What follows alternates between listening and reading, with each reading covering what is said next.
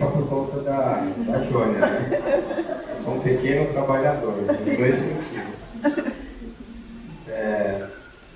A nossa discussão hoje não é a palestra, é uma reflexão, né? Vai girar em torno da fé. O que é fé? Eu tive uma experiência recente, a gente tem um grupo de estudos, aliás, chama Liga de Saúde e Espiritualidade da Universidade Federal, no Mato Grosso do Sul. E lá a gente discute espiritualidade, medicina e espiritualidade, que é uma coisa assim, moderna, né, nos Estados Unidos. Alguns países da Europa já estão introduzindo essa disciplina nos currículos das faculdades de medicina. Aqui no Brasil a gente está a caminho, né? E lá, aliás, a gente tem esse grupo na universidade, na Unidep, a gente tem também, chama Liceu, lá. E a gente vai lá para discutir espiritualidade com os alunos. E há um ano e meio atrás, eu tive uma dificuldade lá, porque eu fui a gente foi discutir um assunto, e um dos meninos que estava lá, ele confundiu uma das coisas que são mais importantes para a gente começar a discutir espiritualidade, que é o seguinte: ele confundiu religião com espiritualidade. E por conta dessa confusão, assim, a gente teve uma discussão, ele discutiu comigo, eu não discuti com ele, mas no final das contas ficou uma situação bem desagradável, porque ele sabia que eu era espírita e ele utilizou isso como uma forma de tentar me agredir, né? E nessa discussão que a gente teve, duas coisas me chamaram a atenção. A primeira delas é o seguinte: eu sempre falo isso, eu uso isso como um mecanismo de controle para mim. Se alguém me fala alguma coisa, se alguém fala alguma coisa de mim, me atribui algum defeito, se aquilo me irrita, é porque está certo. Se eu fico muito irritado, é porque com certeza está certo. O meu grau de indignação que aquela pessoa falou é diretamente proporcional ao grau de verdade sobre o que ela está afirmando de mim. Então, toda vez que eu me irrito demais, na hora não dá, né? Na hora você tem que se segurar para não xingar, para não devolver, mas assim, depois, passa, com a cabeça no travesseiro, eu procuro fazer uma análise. Uma das coisas que ele me falou que me irritou foi quando ele falou que eu ficava falando de religião, e eu me irritei. Depois eu fui fazer a análise. A segunda coisa que ele me falou é que eu estava lá para doutriná-los, para transformar todo mundo em espírita. E que o mais importante de tudo era a fé. Essas duas coisas me irritaram, mas me deixaram preocupado, né? Então, primeiro eu vou falar por que eu me irritei quando ele falou que eu falava de religião. Eu me irritei porque o meu filho mais velho, ele fala isso também. Não, meu pai viaja pelo Brasil para falar de religião. Toda vez que ele fala isso, eu me irrito, né? Porque na minha cabeça, eu estou falando de ciência e não de religião. E eu me irritei porque eu mesmo estava tendo dificuldade de perceber que eu faço as duas coisas. Porque o espiritismo é ciência, filosofia e religião. Então, mesmo eu gostando da parte científica, eu gostando de falar sobre esse assunto pelos dados científicos e ficar citando autores e pesquisas realizadas nos Estados Unidos, né? Porque quando é feito lá é muito melhor do que quando é feito aqui, né? Se estiver publicado em inglês é lindo, todo mundo fala que é verdade. Então a gente usa isso como referência, né? Porque as pessoas falam: ah, não, se o Dr. Harold Kelly falou, é verdade. Agora se o Dr. João da Silva falou, deve ser mentira, né? Brasileiro, né? Então, eu me irritei por quê? Porque eu descobri que eu mesmo tenho um certo preconceito com isso. E eu atribuo isso à minha própria formação acadêmica, né? Eu me formei médico e a medicina ainda é um curso que tenta afastar a gente dessa questão espiritual. E o movimento que ele está fazendo é o contrário, ele está tentando aproximar de novo o estudante de medicina e o médico da espiritualidade, né? Agora, a questão que me preocupou foi a questão de ele falar que eu estava querendo doutriná-los que é uma coisa que eu realmente não quero fazer, não me preocupo com isso. Uma coisa como espírita, uma das preocupações que eu tenho, não é trazer mais espíritas para o centro espírita. O próprio Dr. Bezerra de Menezes já falou que o espiritismo não precisa de quantidade, ele precisa de qualidade. Então, eu tenho a firme convicção de que se você tem uma opinião bem firmada a respeito de qualquer coisa que seja, eu não vou conseguir fazer você mudar a sua opinião. Porque você já tem ela. E eu não vou fazer você se transformar ou transformar a sua opinião. A única coisa que vai fazer você transformar a sua opinião é a sua experiência de vida que faz com que você perceba que aquilo pode estar errado. E aí você vai buscar alternativas para aquilo e aí você descobre que você estava errado. Aí você muda de opinião. Você muda de opinião. Eu posso te influenciar se você estiver aberto à influência. Né? Então, essa é uma das coisas que me preocupou, porque como que aquele menino estava preocupado com isso? Né? Por que ele achou que eu queria doutriná-lo? Eu não queria. E a outra coisa foi quando ele falou que o mais importante era a fé. Porque ele foi falar de Chico Xavier, que o Chico Xavier era um débil mental, ele usou até essa palavra. Né? Na hora, eu tive vontade de pular no pescoço dele, mas eu tentei ficar bem cristão, assim, né? Eu falei assim, não, doutor Bezerra, me segura, me segura. Aí eu falei assim, mas por que você está falando isso? Né? Ele não deu um belo exemplo de vida, ele não viveu até 90 e tantos anos de vida fazendo caridade, ajudando as pessoas, podia ter ficado rico, não ficou, né? Isso não é o mais importante, ele falou, não, o mais importante é a fé. E aquilo me fez refletir um pouquinho sobre isso. Porque, será que o mais importante é a fé? Aí isso me remeteu às minhas aulas de catecismo, né? O que eu aprendi, se é que eu aprendi direito, que a fé era o seguinte, o que é ter fé? É você acreditar em algo, né, sem questionar. A fé, se ela é questionada, não é fé. Foi assim que eu aprendi. Então, para eu ter um lugar no céu, para Deus me receber, eu precisava aceitar as regras que Ele colocou sem discutir. Isso era ter fé. E eu cresci com esse conceito na cabeça, absolutamente inadequado para mim. Porque eu nunca fui, eu era um chato. Na escola, eu sempre fui um chato. Professora, por quê? Por que isso é assim? Por que tem que ser assim? Eu sempre quis uma explicação para todas as coisas. E eu acho que eu me sinto confortável na parte científica justamente por causa disso. O que é um cientista? Se não uma pessoa que tem um ponto de interrogação na cabeça. O cientista é o curioso, é aquele que quer saber, ele quer descobrir, né? Ele quer explorar. Esse é um cientista. Agora, se a fé for algo que eu preciso aceitar pronto, eu vou aceitar pronto de quem? Esse é o meu questionamento. Da onde vem pronto para eu ter que aceitar? E aí, depois que eu comecei que eu conheci o Espiritismo, eu imediatamente identifiquei por quê.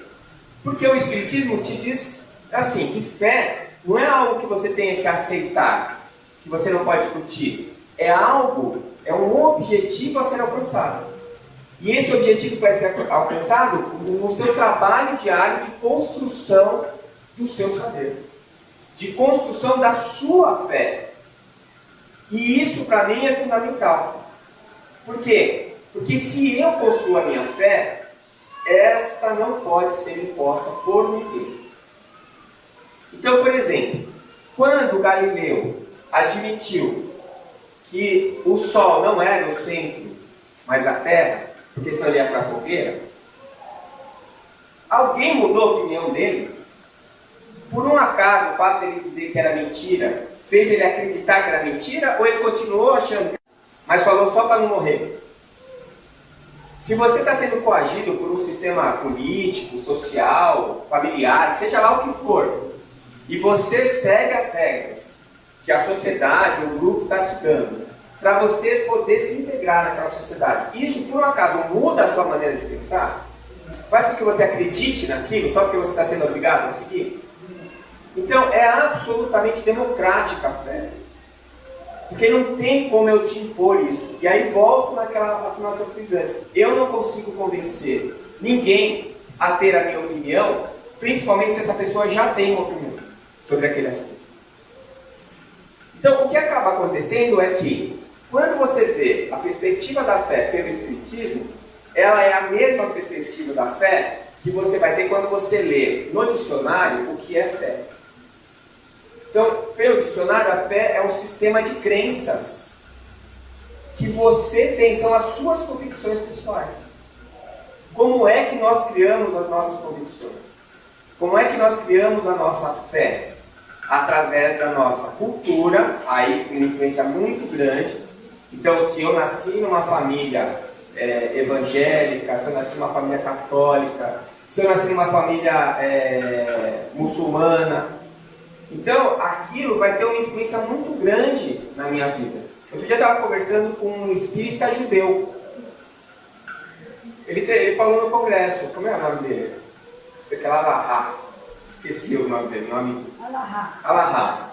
E eu falei assim, Alahá, mas como é que é isso? Você é judeu ou é espírita? Ele falou, não, eu sou espírita por convicção. Mas eu fui criado na cultura judaica e a minha vida gira em torno disso. E eu fiquei pensando, é verdade, porque a gente faz isso também. Nós somos criados, mesmo os espíritas de berço, foram criados no ambiente de tradição judaico-cristã. Então a gente tem uma série de comemorações que a gente faz, que fazem parte dessa cultura, não é?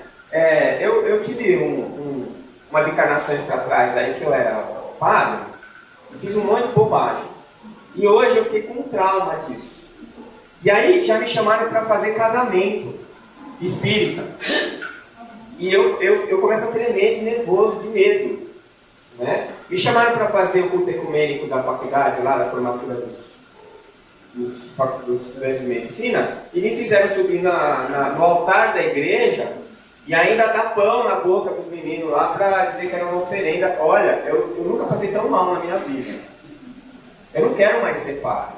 Chega dessa história, já passou, né? Apesar que meu pai, antes dele conhecer o Espiritismo, ele falava, o pastor Décio vai falar hoje, quando ele sai para fazer palestra, né? Então, assim, essa coisa da cultura, ela é muito enraizada, mas isso é um ponto de partida. Isso não é a minha fé. Então eu lembro que eu era gurizinho ainda e eu ficava atormentando a minha professora de catecismo. E eu falava assim, mas por que Deus quer assim? Menino, você quer discutir com Deus? Eu falei, não, eu estou perguntando para a senhora.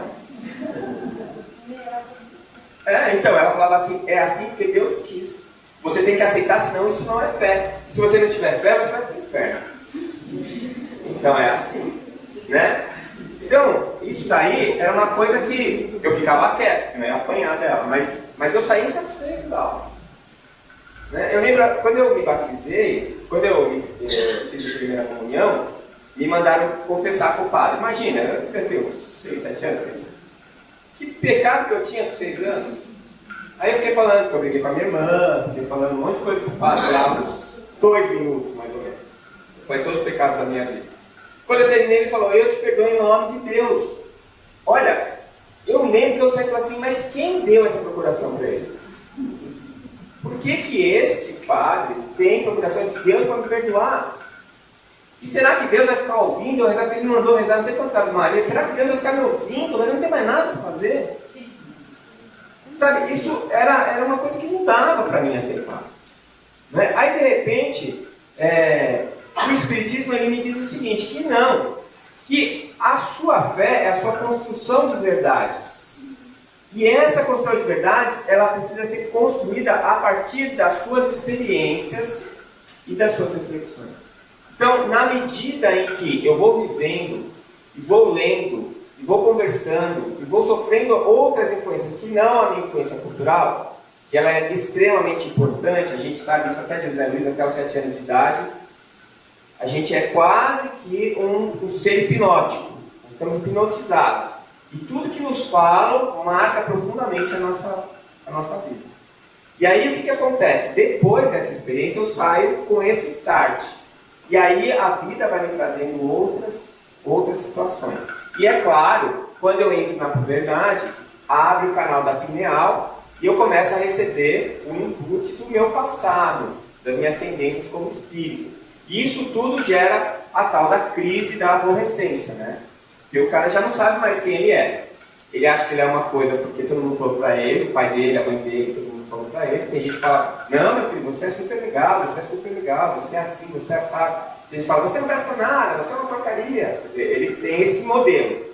E aí, de repente, ele entra em contato com o que ele realmente foi, a maneira como ele estava como espírito. E ele não sabe mais quem ele é.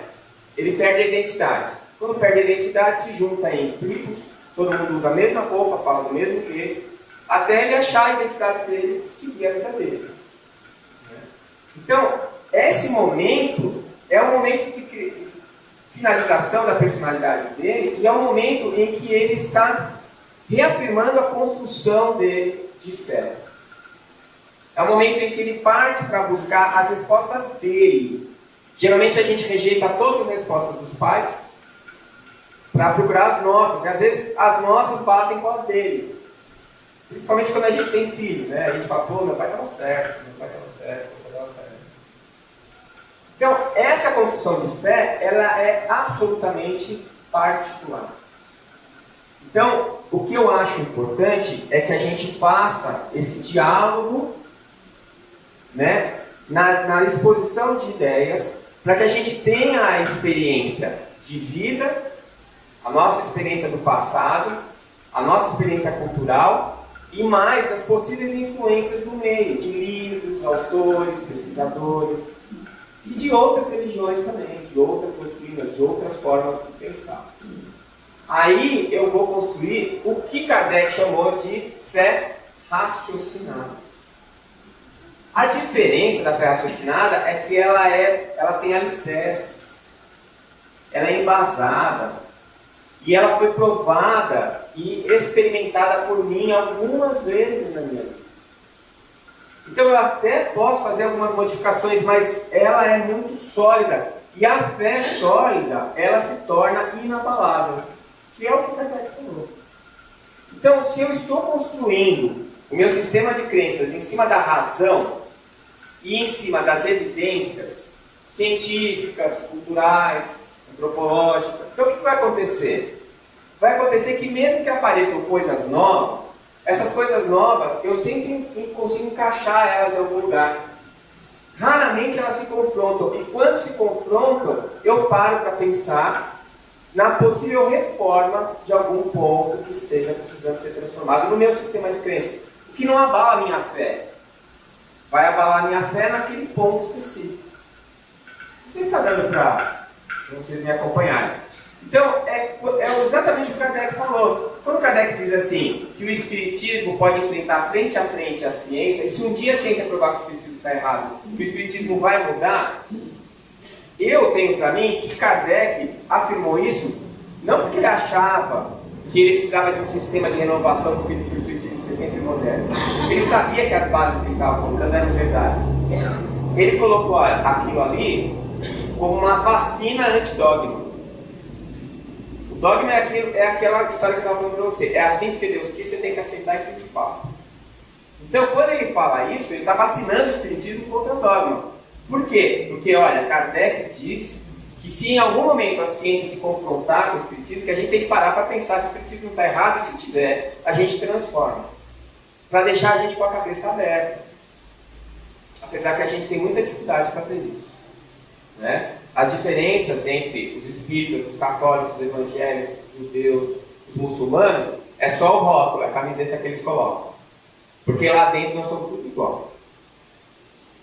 Né? O Medrado falou isso para mim uma vez, eu encontrei ele nessas andanças pela Europa. Vocês conhecem o Medrado, né? E ele falou assim para mim, olha, Décio, gente, é tudo igual. Eles gostam das mesmas coisas, a cultura dá um verniz, mas lá dentro eles são todos iguais. E eu acredito nele, acho que ele está certo. Então vejam vocês o seguinte, que na medida em que eu tenho essa fé sólida, o que acontece? Eu é que comando a minha vida, eu passo a me sentir muito mais seguro dentro daquilo que eu acredito, e eu começo a me sentir menos preocupado com o que o outro acredita. Que aliás é um segundo ponto que eu levo muito, que eu presto muita atenção. Quando eu me sinto muito inclinado a tentar convencer alguém de alguma coisa, é porque, na verdade, eu ainda não me convenci. que aquilo é verdade.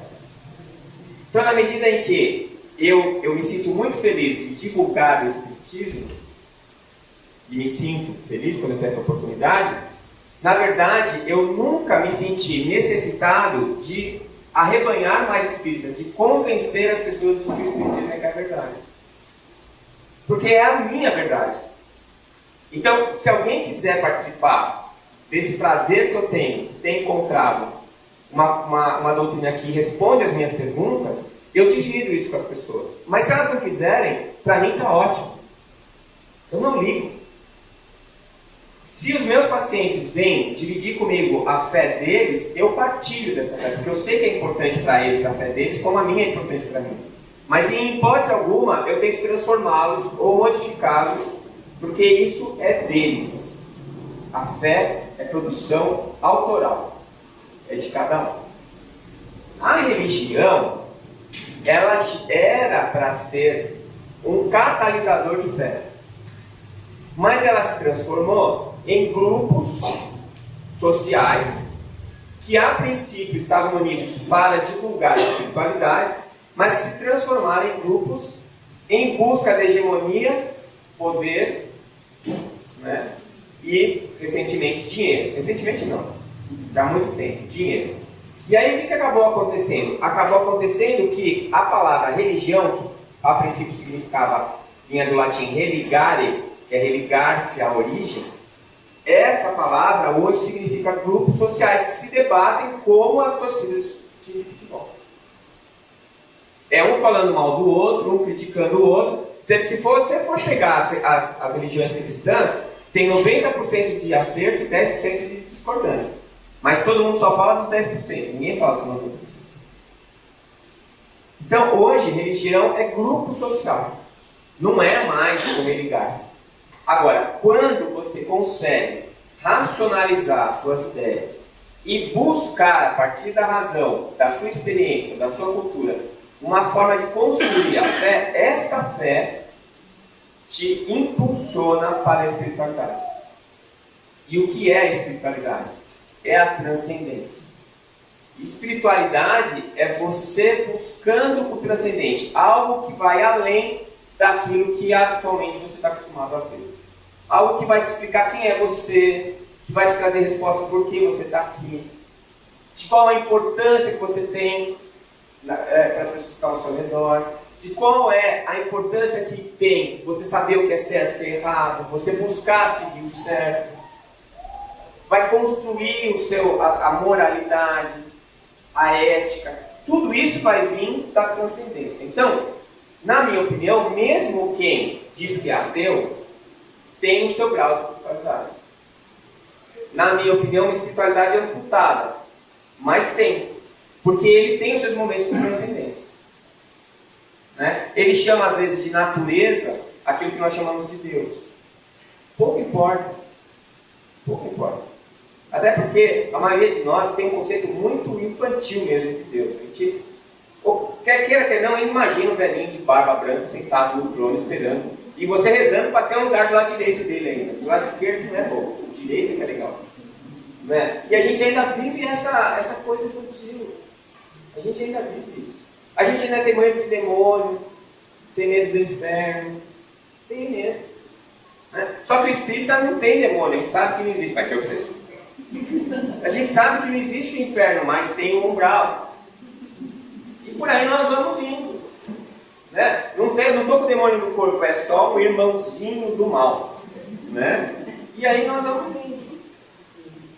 Então, assim, a gente precisa realmente parar para pensar nisso, porque no fundo, a religião é você com os outros. O que nós estamos fazendo aqui hoje não é um ato social. A gente se encontrou, a Jônia não falou que é gostoso ver as pessoas. Não é, isso é ruim? Não. Mas é isso que vai te alçar a espiritualidade? Também não. Então eu posso vir aqui toda terça-feira, sento, dou uma cochilada na palestra, vou lá, tomo um passe e vou embora para casa. Tá tudo bem. Né? Se eu tiver casado com uma espírita e ela fizer questão, eu venho para fazer o meio de campo, deixar ela feliz. Isso vai me mudar? Não. Então, o que é que muda? Tem gente que vem para o centro para tomar um passe. que é a hóstia, o espírito. Né? Quer dizer, na verdade, o que te faz bem não é o passe, deixa eu te contar. É essa hora que nós estamos vivendo agora. Não por causa do palestrante, porque enquanto eu estou falando, mesmo que eu fale um monte de bobagem, eles dão um jeito de fazer funcionar. É só você pegar, assiste uma palestra ao vivo, uma palestra que você acha legal. Depois compra o DVD e assiste em casa. Você vai ver que é completamente diferente. Porque nesse momento, quem está agindo sobre vocês não sou eu, é a espiritualidade.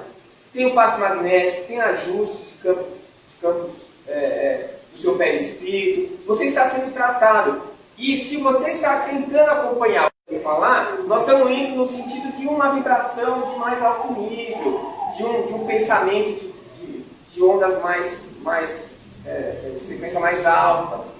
Às vezes, até você, com a ajuda da espiritualidade, você consegue atingir graus de noção que te dão, assim, momentos de clareza. Você fala, puxa vida, é isso mesmo. E aí você fala, pô, esse orador é bom. É nada. Você que é bom mesmo e estava sintonizado com o cara certo.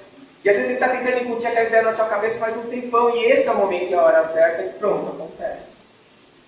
Aí quando você vai lá tomar o passe, nem precisa mais.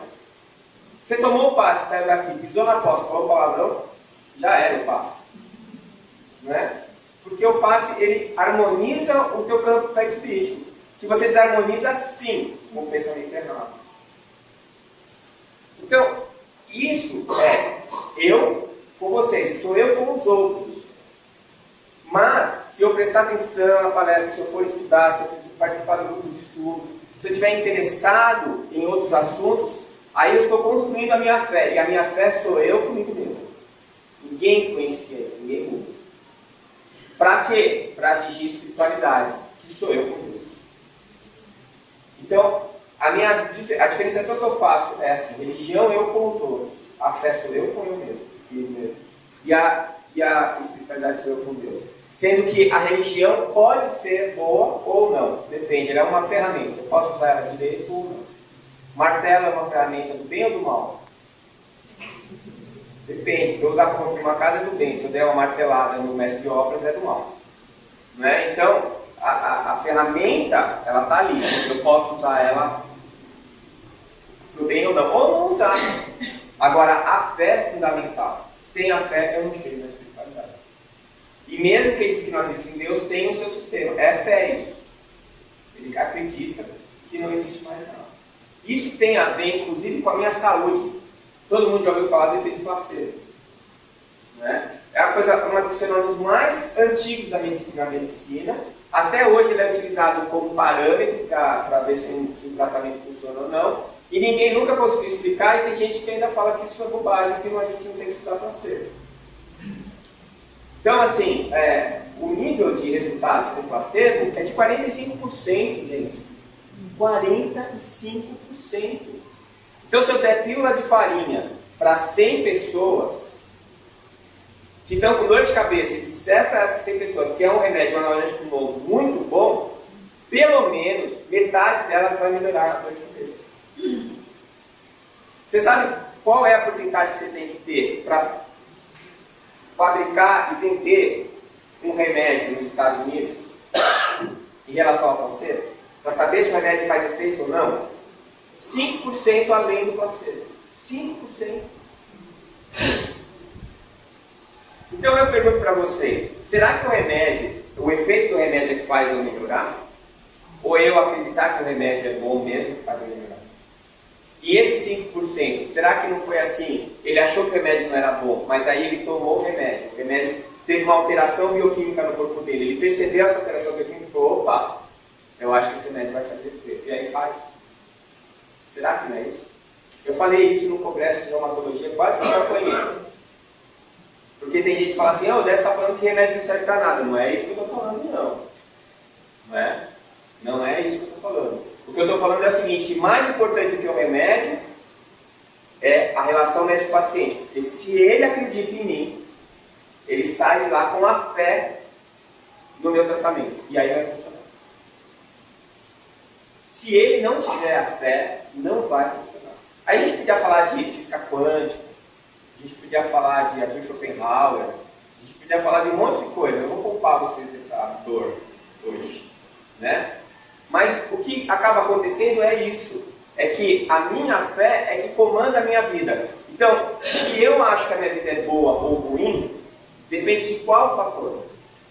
É onde eu moro, se eu estou comendo, se eu tenho cultura, se eu sou feliz no casamento, se eu gosto dos meus filhos, se eu tenho amigos. É isso que determina se eu sou feliz ou não? Não é, gente. É se eu estou satisfeito com o que eu tenho. Isso é que me faz feliz ou não. Isso nada mais é do que o meu julgamento sobre a minha vida, a minha fé, o meu sistema de crenças sobre o que eu tenho. Porque senão não ia ter ninguém feliz na favela. E não ia ter ninguém feliz no Palácio da Alvorada, lá no Brasil. E eles são infelizes, sim. A maior parte deles é. Então vejam vocês assim, que na verdade eu preciso da fé para viver feliz. Para viver bem.